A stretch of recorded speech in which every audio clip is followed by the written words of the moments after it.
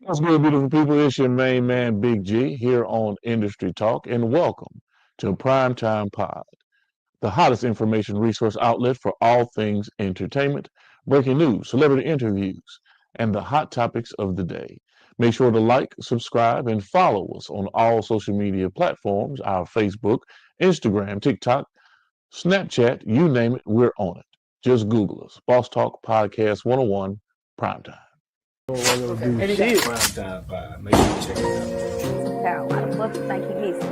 He say that. And Centerville's a whole lot. Now I'm not trying to get a little messy with you. Time is money. out. They go trap. What's good? What's good? What's good, beautiful people? It's your main man, Big G, coming at you all the way live. I'm in your space and I'm in your face, and I'm definitely blessed to be living another day. It is March 5th, 2026. We are live at 5 here on Industry Talk on the Prime Time Network. This is Primetime Pods, ladies and gentlemen. Here in the great state of Mississippi, we're dealing with 78 degrees Fahrenheit. Low precipitation, 5%. Humidity, 52%. It's muggy as a mug. And the wind is traveling east to west, 5 miles per hour. Partly sunny, but still, it feels great out here today. It feels wonderful. Great conversation that we're going to have today. I'm looking forward to speaking with my good friend Kenyatta Sands, Melvin Farmer, and of course our resident comedian Jarrell Braswell will be joining us here with the conversation today. First, let me start off by saying thank you to everyone who has joined the live, who is a part of the program and is participating in everything that we do. We've been having some fantastic conversations with some very interesting people here over the last week.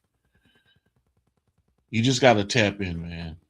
There's no telling who's going to come across the platform and who's going to chop it up with me day in and day out. My highlight for the week so far has been Foster Quarter, film producer, director, you name it. He was a part of it, still a part of it, still deep off into it in the film industry. He is the true pioneer and historian behind the legendary Dolomite, over 22 productions with Rudy Ray Moore that Foster Quarter has under his belt. And we had an opportunity to sit down, chop it up, and break down all parts of the game in the industry with Foster just the other day. And it was very enlightening. It was refreshing to see a Vietnam veteran, United States Navy, in his right mind, sound, stable, ready to discuss and protect his legacy. What he's built over 45 years of being in the industry, working with a wide range of talented people, actors, actresses, and becoming a stakeholder in the Dolomite franchise and keeping it alive even after the passing of Rudy Ray Moore. They're celebrating his 99th birthday here coming up pretty soon. They will be doing premieres of his movie.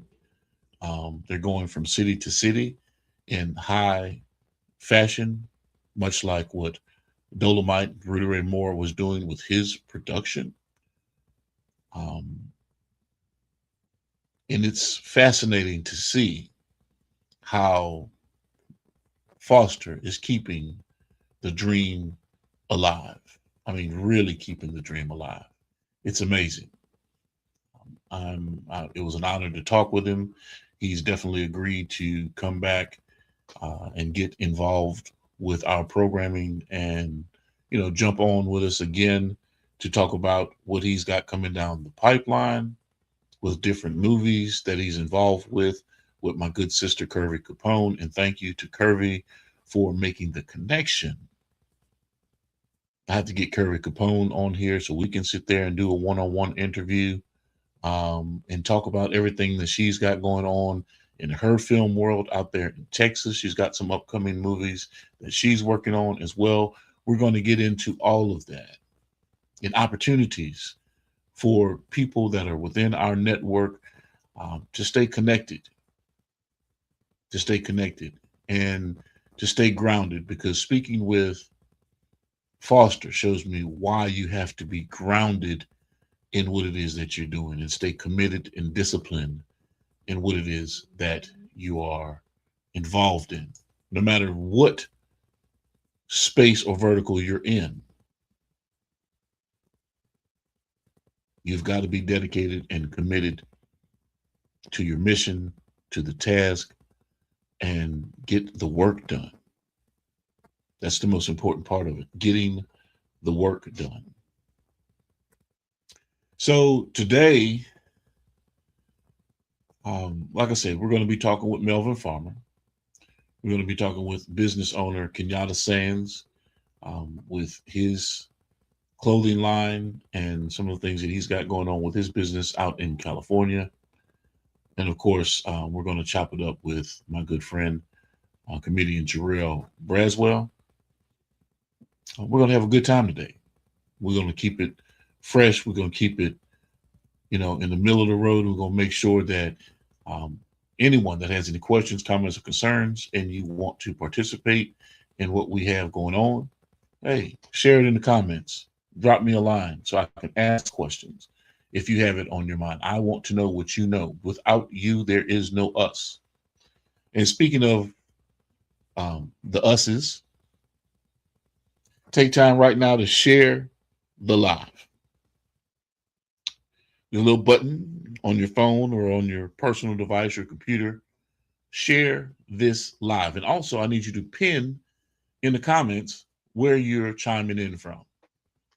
Bangladesh, India, Taiwan, the UK. I need to know where you're chiming in from. We need to let our voices be heard and known along this whole engagement process. We want people to know that we're connected globally. We're a button press away from disseminated information to everyone around the globe that is within our network that will do something with the information. It won't just sit in your inbox or your email or unread. People within our network assist one another's. And that's the beauty behind building this digital family, because you know that you depend on the network to support you just like you support it. And if you have not subscribed to Boss Talk Podcast 101, Boss Talk Podcast 101 Prime Time, I need you to do that right now. Big shout out to my brother ECEO and the official Miss Jamaica, the proprietors of Boss Talk Podcast 101, Boss Talk Podcast 101 Prime Time. And like I said, if you have not subscribed to our network, this message is for you. Stop what you're doing right now and go subscribe to Boss Talk Podcast 101 Primetime on YouTube, all social media platforms. Boss Talk Podcast 101 Primetime. Like, share, subscribe. tell a friend to tell a friend to tell a friend to make sure you tap in. Right now, over 72,000 subscribers and well over 11 million views and watch time hours. So make sure that you continue to support, like, share, subscribe, tell a friend to tell a friend to tell a friend, and keep tapping in with us, because we're going to keep on bringing you this hot content every day and in every way. It's your main man, Big G. And make sure, like I said, stop what you're doing right now and tap in. Like, share, subscribe. Boss Talk Podcast 101 Prime Time.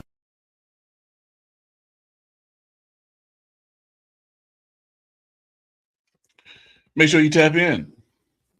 And when you tap in, I need you to tell a friend to tell a friend to tell a friend to lock us in. It only works when we work together. Yes, a lot of us could do things individually. Yeah, a lot of us want to believe that we've accomplished everything in our lives by ourselves. That's what we choose to believe. But if we take an honest evaluation and look at our life, we know that we've had assistance completely along the way. But that's not what we're going to get into today. For today, we're talking about promotion. That's really what we're getting into. We're getting into promotion. We've had the conversation about leveraging your skills and your talent, protecting your intellectual property, the underbelly of the business, the shit that nobody wants to tell you about but happens, the financing side of the business, then individuals that are in the business and what they've done throughout the process to make it in the business and carve out a career for themselves in the business. This is the industry, the entertainment industry. It is a business. So do you have your business model in check? And if you do have your business model in check, what are you doing to promote that brand and your service to the world? Welcome to everybody that has joined the live. We're giving everybody an opportunity to come on in. I am waiting for, of course, Melvin, Kenyatta, and Jarrell to join me. But in the meantime and in between time, while we're waiting for our good friends to join us, let's go ahead on and jump this thing off the way that we do every time we get on this live.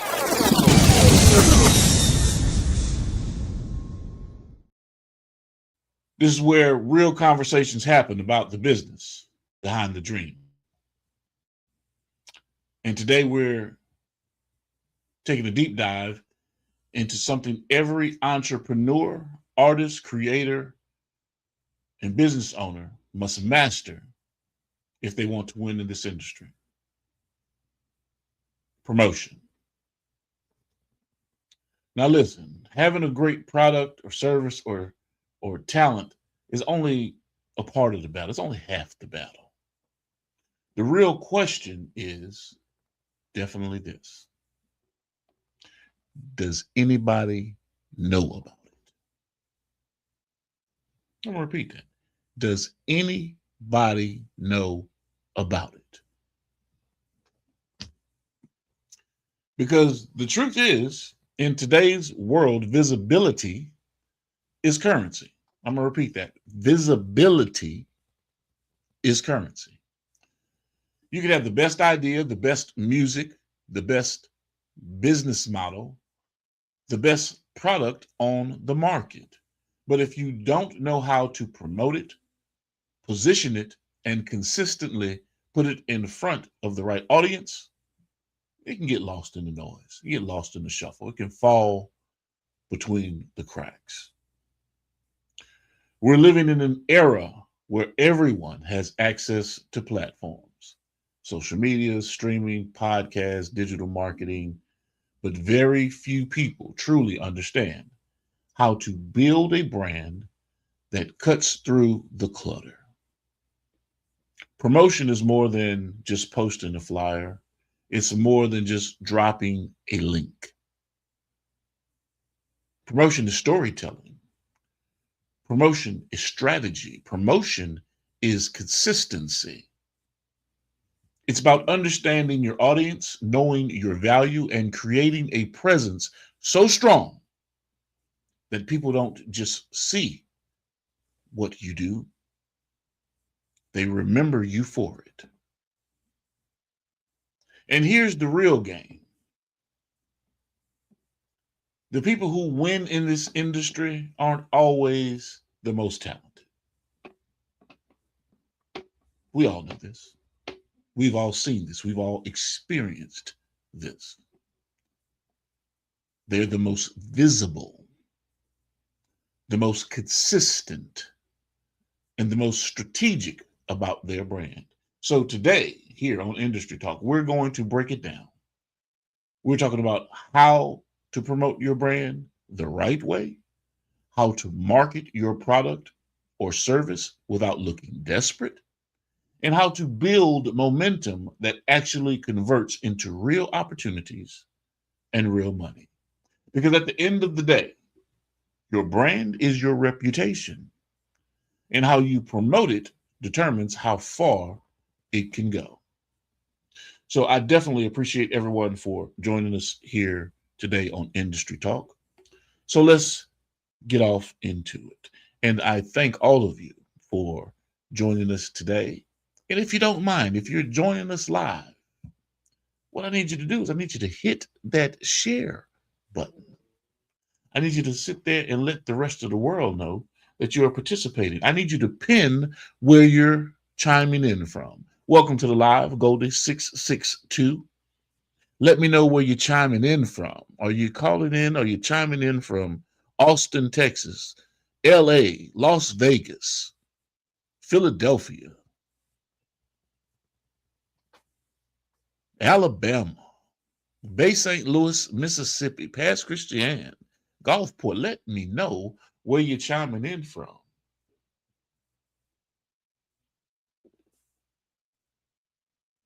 So like we do about this time, give you guys a little insight about what we're dealing with.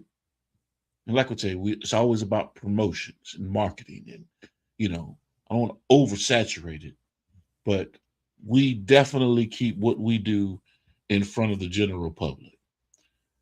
So this is for all you guys in terms, for the ones that don't know what I'm talking about, what I'm referencing. It's about pushing your product in front of the people. See if you see the little Easter eggs that are being dropped along the way. It's about that time we decided we were going to do something a little bit different today, add some different elements to what we already do. It's going down there, trying to figure out ways to break the algorithm. Make sure you guys like, share, and subscribe to all our channels, all our different platforms. Boss Talk 101, Boss Talk 101 Prime Time. It's crazy. We got to get it done, though. Boss Talk 101, what the bosses talk. Boss Talk Podcast 101, Boss Talk Podcast 101 Prime Time. Where the bosses talk, man. Where the bosses talk. Brother Shaw, let me know, man. Was that the bones of a cow, or what type of an animal did you run up on earlier or during your walk? It looked like a pretty big pelvis there.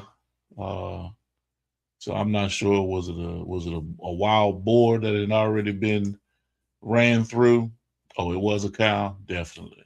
Y'all need to tap in with my man, Jonathan Shaw. Point of view of a veteran. He goes live on a regular, consistent basis. Tap in JONATHAN Shaw, Jonathan Shaw on Facebook. Follow the page, follow his YouTube page, and get some good insight on just his life, survival techniques, different things that he experiences. Really, really good fellow, and profound knowledge-wise when it comes to different things in the industry. He works with individuals in the industry. He's actually assisting right now Miss Angela. I don't want to pronounce her name wrong. I want to say Angela Williams, who's working on some books right now. If in fact you guys need some assistance, please utilize me as a resource. We're here to be a part of whatever you have going on. And then when you have it ready for a rollout, we want to be a part of the promotion. We want to be a part of the podcast run and the conversation to be had about the product. All right. So while I am waiting for, as a matter of fact, let me see here. If you guys joined us last night, then you know that we had a really good time with Foster Quarter. It's a great conversation about the movie industry, about his life. And there are a lot of things that we didn't talk about, a lot of things that we didn't dig off into because, you know, time had already run. We did like an hour and 35 minutes of, you know, impromptu conversation. Nothing was scripted. It was all just conversation. And of course, just being that I'm an old fella, I'm an old head, I knew Foster. I knew who he was. I never met him personally, but I knew who he was, and I knew about his story, and I knew his plight as it related to the film industry and how important he is still present day. Just like Clarence Avant was the godfather in the music industry, and, you know, the guy that connected all of the dots. Well, Foster V. Quarter is that same individual as it relates to the film industry. You know, he's dealt with a lot of the top actors and actresses in the game. And of course, he did a stint with Capitol Records. He produced over 155 music videos, went on tour with Snoop Dogg, Busta Rhymes, and the like, you know, because Snoop got him a deal with Playboy, and they wanted to do a series of these guys going to city, running the concerts, and the ladies and the whole atmosphere of that movement. He was right there in the mix of it, and that's just one example. You know, when you're dealing with folks that have dealt with the likes of a Wilt Chamberlain or a Sidney Poitier and a Dolomite, you know, Rudy Ray Moore, different comedians, actors, individuals in the game. He is definitely him. Shaw, I appreciate that. Yes, I definitely pulled out, you know, the research, did a deep dive, and made sure that I presented Foster in such a fashion that people could relate and understand who he is, what he was about, some of the stuff he didn't want to jump off into. And of course, we can always circle back the next time he comes and sits down with us. But, you know, the Black Stone Rangers out of Chicago, he was a member. Same group almost took him out the game, he and his brother.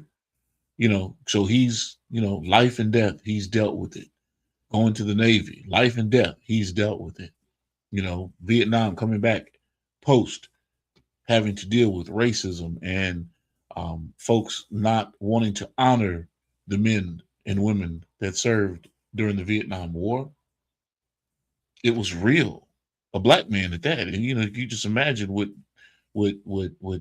veterans went through, but you're a Black veteran that served during the Vietnam War, and you come back to a home of people criticizing you and chastising you for you serving in a white man's war that you didn't have anything to do with. That was the walking order. So not only are you getting chastised and criticized because of the color of your skin. Now you're being called a baby killer. Now you're being called a disgrace. Now you're being called all kinds of things.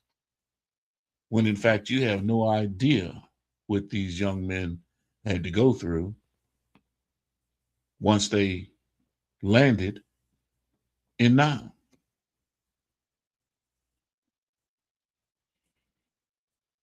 So yeah, you're right, y'all. That story about in when the Sarge gave him that information about him, being a stupid nigga, and the way he tells the story. Yeah, of course, all of us would be infuriated, inflamed, and whether Sarge meant to tell him that in that way and in that fashion. He was already drunk, pissy drunk, the way the story went.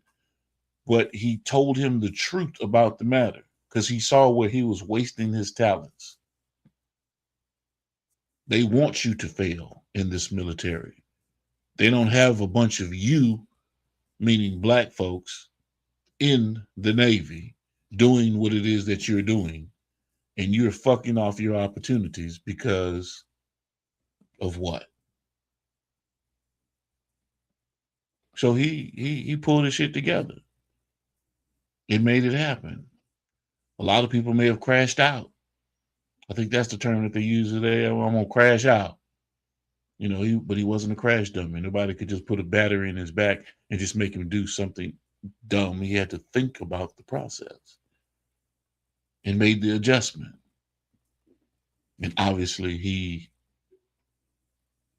succeeded throughout his life based on what it is that he's doing still present day. Yes, definitely, Shaw. His discipline was definitely next level. Because he was right, at that time, you don't have cameras, you don't have everywhere you go, you're being surveilled.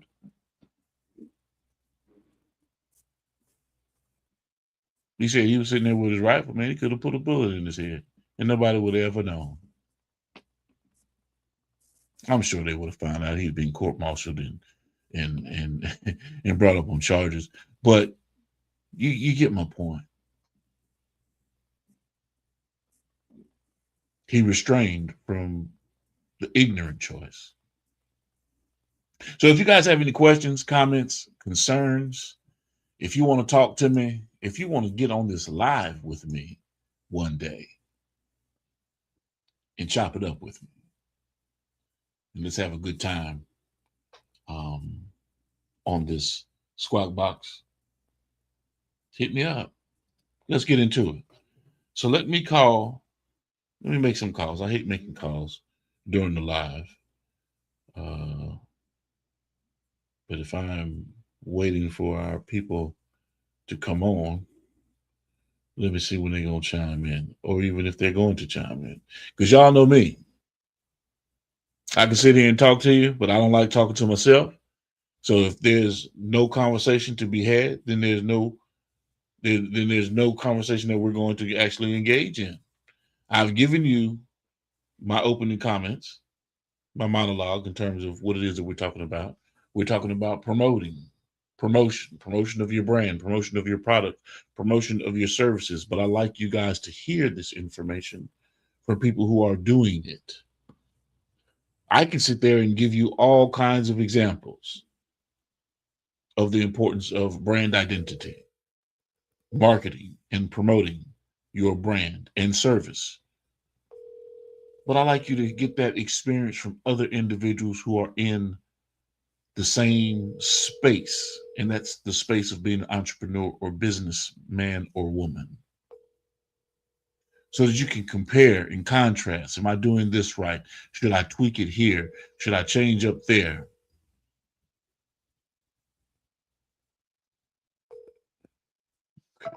Let me call Kenyatta. Let's see if Kenyatta's going to join us. Because I know that they're at the store.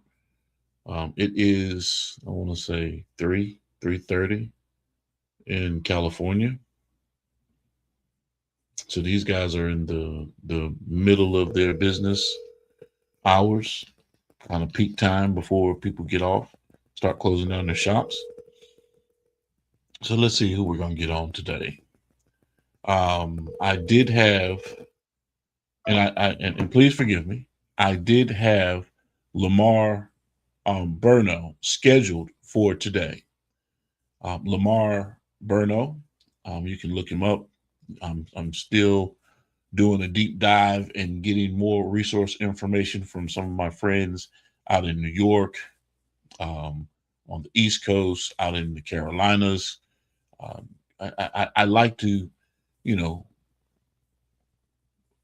turn over all the rocks to make sure that whoever comes on this platform, I have a wheelhouse of knowledge as it relates to who they are, what they've done, what they're about. And of course, Lamar Burno was one of the individuals that was Frank Lucas's bodyguard and driver. And so we're going to get into who he is. We're going to get into a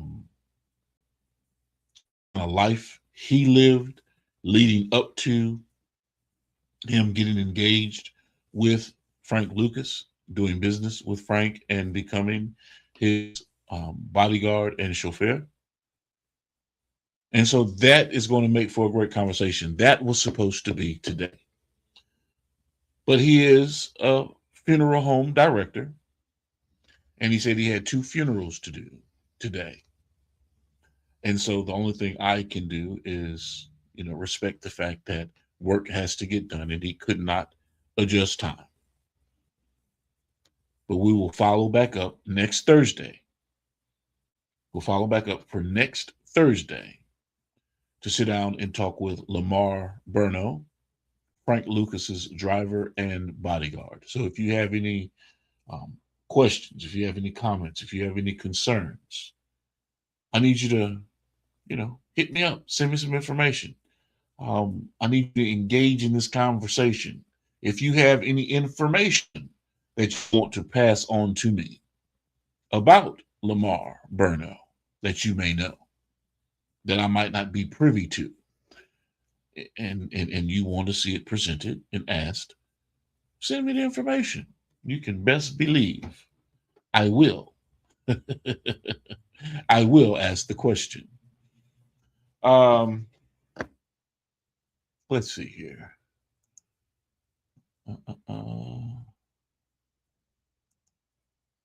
Check all of this stuff on this side over here. Make sure that all of our platforms are up and ready to go. You know that you can check us out on YouTube, Facebook, Instagram, Snapchat. No, not Snapchat. My apologies. Twitch. That's what I mean. Twitch and LinkedIn. We stream on all of these platforms every day, live at 5 Central Standard Time.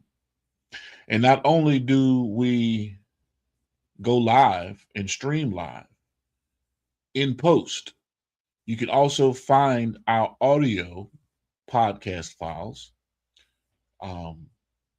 get disseminated and pushed through the network. So you can find us on Spotify. You can find us on Apple Podcasts, iHeart Podcast or iHeart Radio Podcast, Deezer, and other podcast affiliate links. I can't give them all to you. There are a bunch of them. We're on all of them. You have to look for Industry Talk. If you need the link, I can send you a list of all of the platforms that we're available on. We are global. We are worldwide. And people hear us everywhere. Our analytics, our dashboard, when we look at who's actually paying attention and where they're paying attention, our reach is global. So when we talk about promotion, when we talk about, and we've talked about this as well, your numbers, the number of followers that you may have through social media, you have 100,000, 200,000, 300,000 followers. If that is the case, then you should be in a percentile of individuals that are killing it when it comes to marketing and promotions and engagement opportunities through brand ambassadorships or sponsorships, if you know how to leverage your analytics through social media. If not, well, you're just going to be sitting there spinning your wheels. I, on the other hand, my social media numbers aren't something to sit there and jump up and down about, but I can assure you that the individuals that are locked in with me are people that I know personally, that I've met through a connection, a degree of separation, and we're forming bonds and collaborative efforts to make sure that what we do counts. We're intentional about how we move. So when we say this is, and the reason why I say this is because I've done this and I do this for so many different artists and individuals. I help them build their social media platforms and give them the opportunity to shine, how to level up and get themselves into the positions through social media marketing the way that they want to be and need to be and should be the right way, all the way across the board, and then show them how to scale. And then when you get yourself into a position where you're doing this for so many different individuals, you have a tendency to forget about your own product, your own brand, all the while because you're working in conjunction with everyone else. And it's not their job to promote what it is that you do. That's not their job. Their brand is their brand. So what I decided to do, because if you look at me, I'm hands down, I'm just letting y'all know. Not me, I'm not being boasting or bragging. I am the best looking motherfucker on the planet. I know y'all probably have realized that so far. Anybody that joins my conversations, y'all look at it, damn, that's a good looking nigga. Damn, who is this dude? But to tell you the truth, I got a face for radio. I really do. I'm not supposed to be in this position. I'm not supposed to be in this seat. This is supposed to be the talking head and the pundit that wants to be in the limelight and wants to be in front of the camera talking to you about anything and everything that goes down in the entertainment world. And when you sit there and you talk to enough artists and individuals to say, hey, man, this is a grand opportunity. This is something that you need to jump into to get yourself exposed at a very high level with the right people in the room. They always tell me the same thing. Oh man, you're not clocking enough. Not for what they're trying to get accomplished. Because they just want to go viral. They just want to be seen. They don't want to be educated and brought along and speak with other individuals that have gone through it, that have been in the pitfall, come out of it on top, and still clocking it at a high level. That's why I do this, to help, to assist, to bring forth the knowledge that I have and present it to the world. Now, granted, yes, I do consulting services and it costs to fuck with me. I don't do shit for free. I got bills to pay. I have mouths to feed. So don't think for 1 second that I just get on here and, I talk into this squawk box and I present this message to the masses just for the hell of it. No, it's about marketing the brand, promoting the brand, and pushing what it is that we do every day. We're going to become a little bit more consistent. The Live at 5 is just the start of it for 2026. I told you exactly what we were going to do. And we have not stopped. And we will continue to move forward and progress. And the only thing that you can see is the growth. That's what you're going to see. You're going to see the growth. I need to eat me something. I need to eat some lunch. I need to eat an apple or a grapefruit, drink me some water. I haven't eaten today yet. I call myself on a fast or on a diet or whatever the case may be. I'm on something. Shit ain't working. This shit ain't working, you know. But I do hit the gym every day. My wife and I, we go to the gym. We at Planet Fitness. I'm not giving Planet Fitness a plug. I'm just saying that's the gym that we utilize. And we go get it in every day. My son put me on this regimen, this workout, and you can best believe, you know, it's working. Or it's just hurting me, one or the other. I know I come home and body aches and all kinds of shit. But yeah, we getting it in every day at 55. You know, we're working out. And I tell my boys this all the time, you know, because I like to work out with when I'm doing my bench press. You know, I kick that thing off at 225. And then we go from there. He's like, Dad, you ain't got to work out with heavy weight. You know what I'm saying? You don't have to do that. I said, I have to do that at 55. Because I want people to understand at this grand old age of 55, I'll still knock a motherfucker out. I'm just saying. Nothing personal. I'm just letting it be known. There aren't too many folks in the world that just work out that way. So I just want you to know, if you ever get into the gym with me, I'm not there to play. We're there to work. I'm in, I'm out, because I don't want to be there.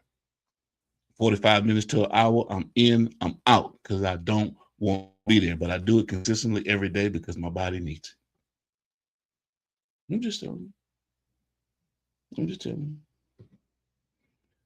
You know. So I haven't gotten any responses. If anybody has any questions, anybody got any questions as it relates to the marketing and promotions and branding, please send them to me. Let me know. You know, we were going to talk to a business owner today, Kenyatta Sales. He owns a clothing brand out in California.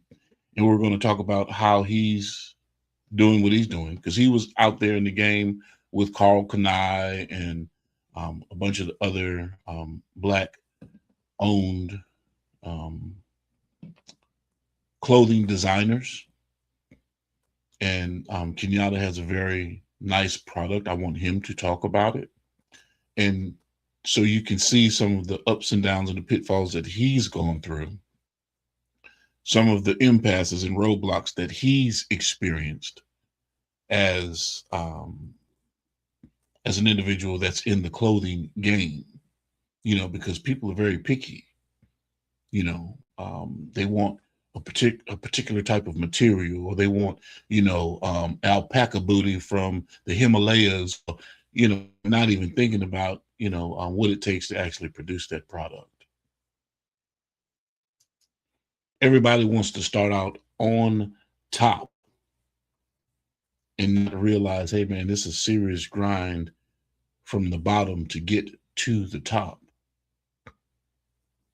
Guerrilla marketing is still a real thing. Even though you have the press of a button, yes, you can press a button and get your message to everyone.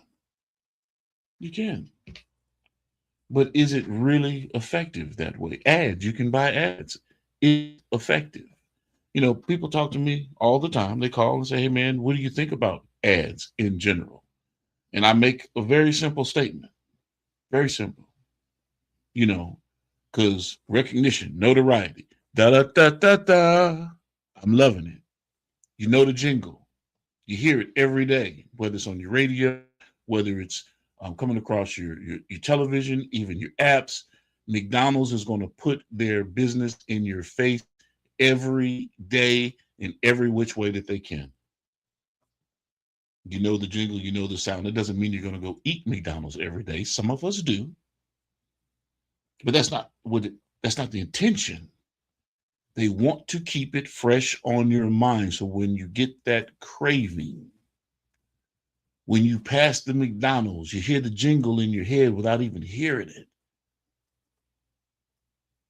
You know about them all beef patties, special sauce, lettuce, cheese on a sesame seed bun. You know the conversation without even having the conversation. And one day you're going to go buy a burger.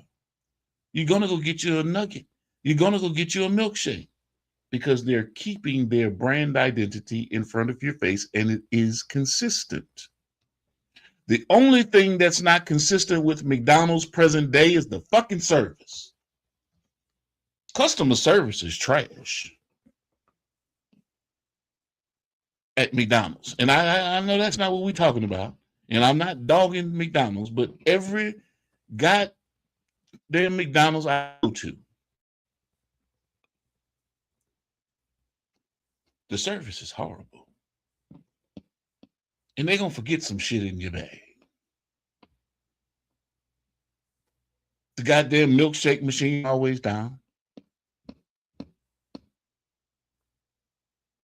First fucking cold. And the meat patties and got so fucking small. Oh, wait.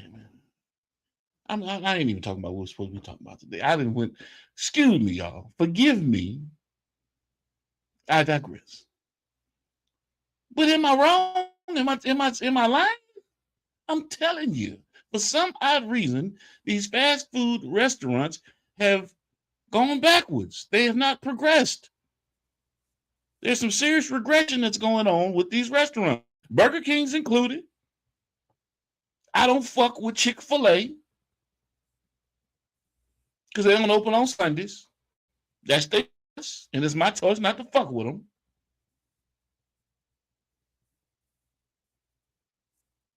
But customer service, which is key for every business out there in the market today, the people that represent you at your stores give your store their identity.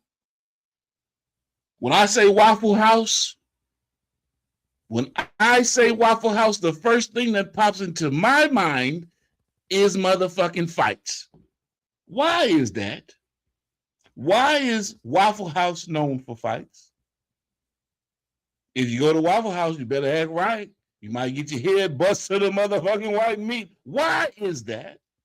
Please tell me. You see, so brand identity, customer service, your CSR, your customer service reps, the people that serve your client base, they speak volumes in terms of who you are and what that business is all about. And I know corporate doesn't want everybody pissed off because the machines aren't broken. The motherfuckers just don't want to clean them and work them. Because at the end of the night, it's hard breaking down that ice cream machine, cleaning all of that shit out of it, have it prepped and ready, all of the parts broken down, put into the canisters and ready for the next business day. I know this because I used to work at a Burger King when I was a kid.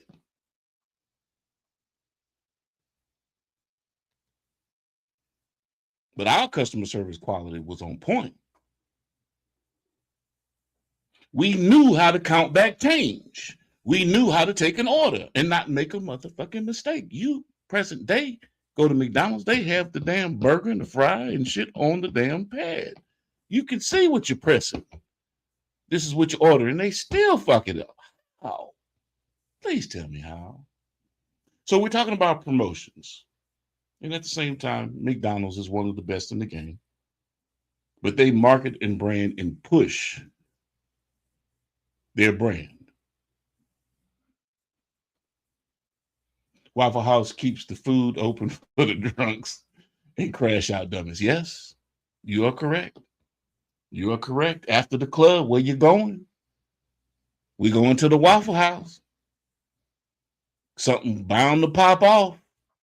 It's after midnight, 1 o'clock, 2 o'clock in the morning. Yes, it's going down. Guys, gals, it's going down. Somebody's inebriated. Somebody's drunk as a skunk. So, yeah, you're right, Jay. You're right, Brother Shaw. Oh, man. So, like I said, I've been chatting, man. I've been talking. I've been doing my thing, waiting for these guys to jump on. And y'all know what's going on, Terry Allred. What's happening with you, my brother? As a matter of fact, Terry sent me some information. Let me look at this guy's name right quick. Hold on a second. Because we have a gentleman that we're going to bring to the table and bring to the conversation one of these days. Damon Vega. Damon Vega. I have to get into his story. Convicted on murder charges. He's been released. He says he's innocent. I want to believe him. I have to do a little bit more of a deep dive into his situation. But we're going to talk to him here. Okay. He says, my name is Damon Vega. He's from Greensboro, North Carolina. And of course, my brother Terry Allred connected me with this young brother. He said he was wrongfully convicted of murder, armed robbery, and arson, and sentenced to 90 years in prison back in 1988. He got out in 2015. So we're going to do a deep dive into his life and what it is that he's trying to get accomplished. He wants a story out there. I want to be the one to tell it.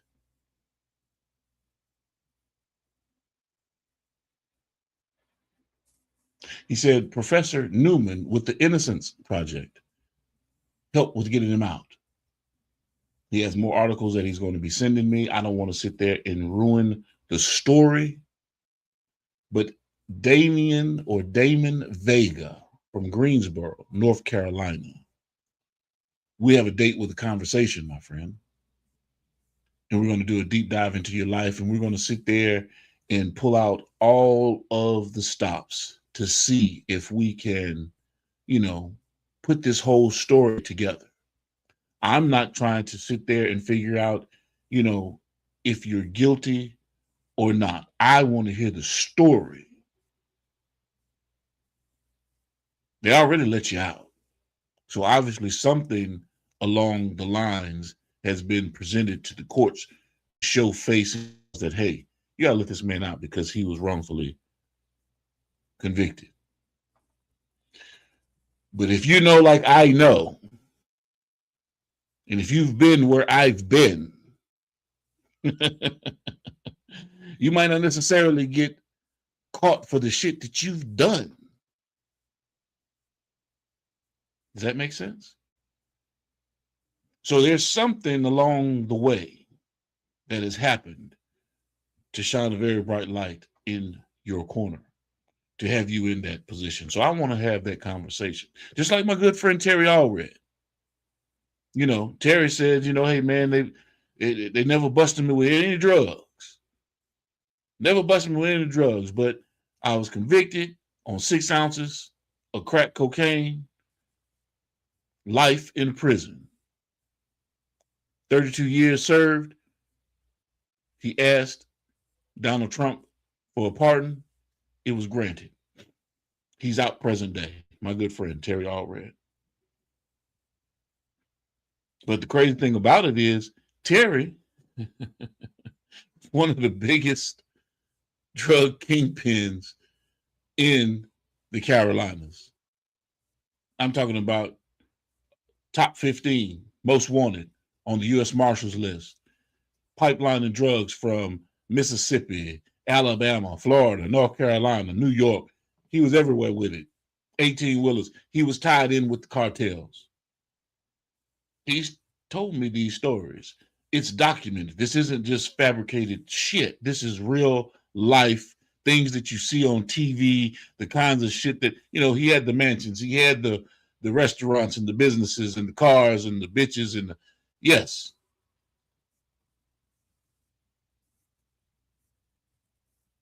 But present day, you talk to Terry, he's working passionately to keep individuals out of prison. He tells young men and women every day, hey, man, this is not the direction that you want to go in. Why? Because I've lived this shit. 32 years incarcerated, federal penitentiary. Half your life, because he's in his 60s now, half your life you spent it behind bars.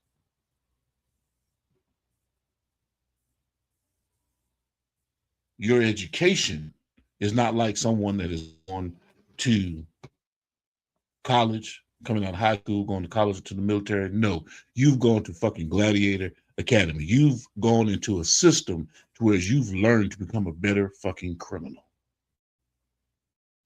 Yes, you may want to change. You may want to sit there and do it better. But when you're around individuals who have, for some odd reason, committed heinous crimes, murder, arson, embezzlement, rape, you name it, and individuals who are nonviolent offenders, drugs, domestic shit, simple, you know what I'm saying? How do you weigh out the educational or the thought process of what you're learning over a 32-year span? You're dealing with the best of the best when it comes to being a criminal. They just got jammed out, but they still know what they know. You might be convicted for breaking and entering, serving time, but you're sitting in prison with an individual who knows everything about embezzlement,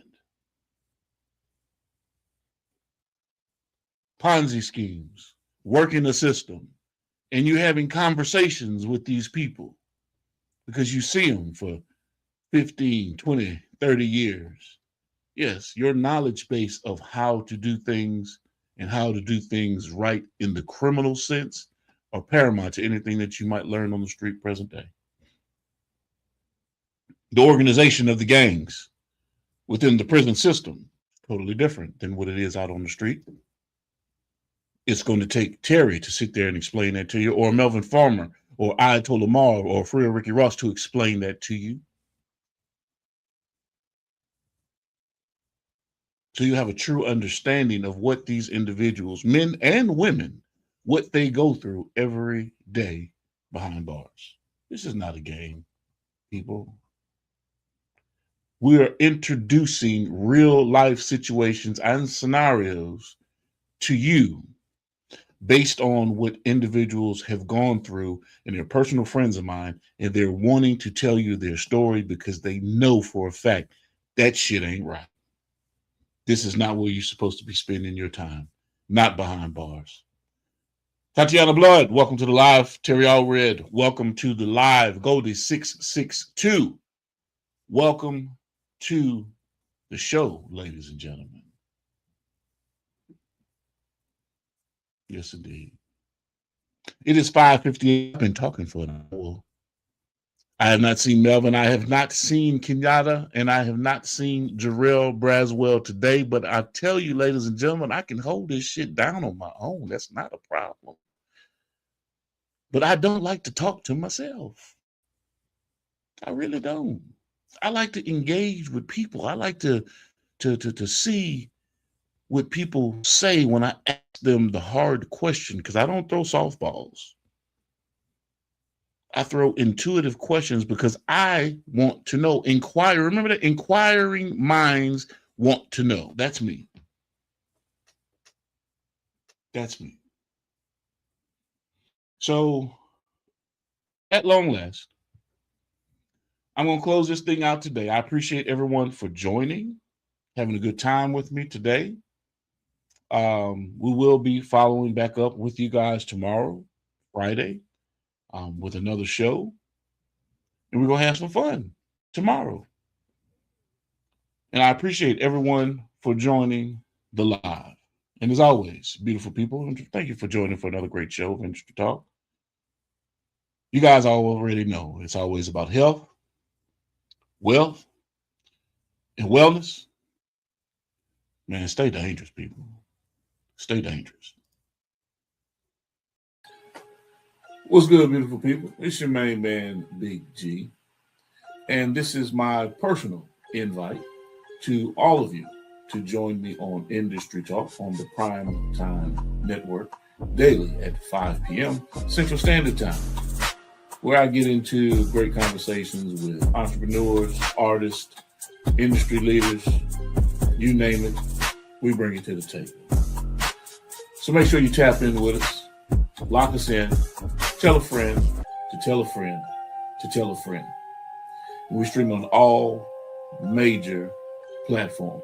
And be sure to visit us at gemsitpublishing.com. This is Industry Talk. Let's get into it.